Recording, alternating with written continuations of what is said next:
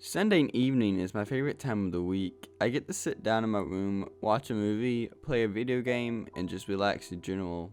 This Sunday, even though it was far more different than the typical one I just described, I'd been invited to one of my friend's birthday parties the previous day. Being someone who loves to party and says many of my friends would certainly be there, I decided to go despite the fact that I wasn't feeling that well that night.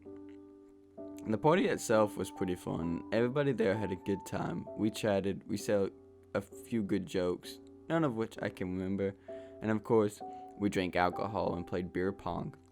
The next day, though, Sunday, things started to feel a bit off from the point I woke up. You know the feeling you get when you wake up from a short burst, loud noise? You know that the reason you were jolted awake was because of a loud noise you think you heard, but you can't truly recall hearing it, and you're not sure if it was real at all. Well, this is what woke me up that day. Even though I had a terrible headache from the events of the previous night, I could have sworn there had been a really loud noise that I can't imagine what on earth could have caused it. It was as if the sound came from another dimension. Nothing in the universe could have produced this, the undescribable, unnatural noise. I ignored the idea and got up from my bed and proceeded to the kitchen. This is when it all started.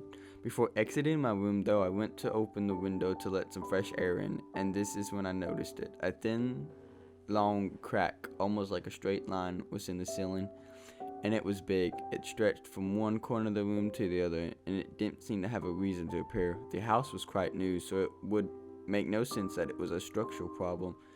After all, the crack was so thin that it didn't seem to be a result of an issue of that kind. The only logical explanation then was that someone or something must have caused it. I realized that I started getting paranoid and that I should drink some coffee first and then think about it. After all, there probably was a logical explanation to this. I guess at least I could have someone check it out to at least get an explanation.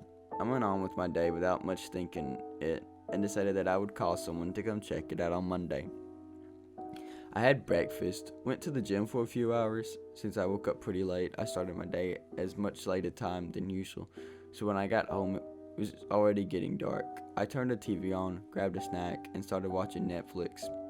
While watching Netflix, though, the thought of the crack continuously reappeared in my head, so I got curious and thought that maybe it wasn't so bad, or that I could have even imagined it because I had only woke up for a few seconds before noticing it. So I went upstairs to my bedroom to check and reevaluate the situation, and what I saw made my heart stop. Although it happened so fast, I am fairly sure about what I saw. A black figure with little features, almost like a shadow, with big white eyes, long arms, and big sharp claws. Its body was coming out of the crack in the ceiling, and it was staring right at me with its big white eyes. As I turned the light on, less than a second after noticing it, and with one swift motion that was physically impossible to be performed in such speed, it got inside the crack. What terrified even me more was the sound it made when it vanished. It was the sound that woke me up this morning. When I finally unfroze, I checked the crack. It seemed to be the same, not deep at all, that I had seen earlier today. Terrified, I called my best friend and asked him if he could come over and stay for the night. I told him not to worry and that I would explain everything as soon as he got there. I wasn't planning to go back to my room, at least not before my friend Michael arrived, so I stayed alerted on the couch in the living room downstairs with my eyes glued to my bedroom's door in case the figure reappeared. Instead of that, I heard the doorbell. It was Michael. Since he was my best friend, I wasn't concerned that he was going to make fun of me after telling him what I had seen, so I welcomed him and tried to explain everything as precisely and calm as possible. He was sitting there without showing any particular expression, listening carefully to what I was saying. When I was done, he said, "Look, man, it's not that I don't believe you, but the chances of your imagination playing tricks on you are much higher than this actually being true. After all, you didn't get it off your mind all day." I told him that despite his theory being completely logical and highly possible, I insisted that it had to be real because of how vivid I felt it. He stopped and stayed quiet for a few seconds. "Tell you what, we're gonna go in there together and stay the night. If what you're saying is true, we should be able to see it again during the night." A few moments ago, I was about to go to my bedroom again, even if my life depended on it. But now, That was a chance for me to prove that I'm what I'm saying. After all, it would seem suspicious if I refused, making it seem as if it was all fake. So I agreed and went up the stairs to my room. We entered the room hesitantly and quickly turned the lights on. The room was normal as ever, apart from the crack.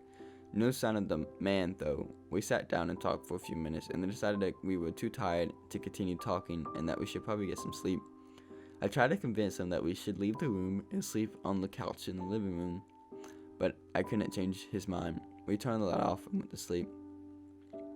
About 3 a.m. I woke up to the same loud noise. When I realized that my nightmare was coming true, I flicked the lights on and tried to see what was happening. Nothing. No sign of the man. No sign of Michael. I got up quickly and ran downstairs. I tried calling Michael, but he had left his phone on the living room table before we went to the room. I went out and saw his car was still parked outside my house. I screamed his name, but didn't get an answer. The police never found him. Nobody could see any sign of what happened to Michael. I simply told the police that I woke up in the middle of the night. He wasn't there. His phone was on the living room table, so I couldn't locate him that way either. When I checked outside, his car was also there, so I was concerned and called the police. That case was left open, and the police started losing interest after realizing that there was not a single clue to be found. The weirdest thing of all is that there's no sign on the crack in my ceiling after the incident, as if it was never there. I know what happened to Michael. I never told anyone, not even my closest friends. That thing took my best friend that night.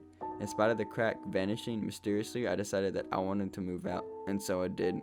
I went to send out a final warning to anyone that reads this.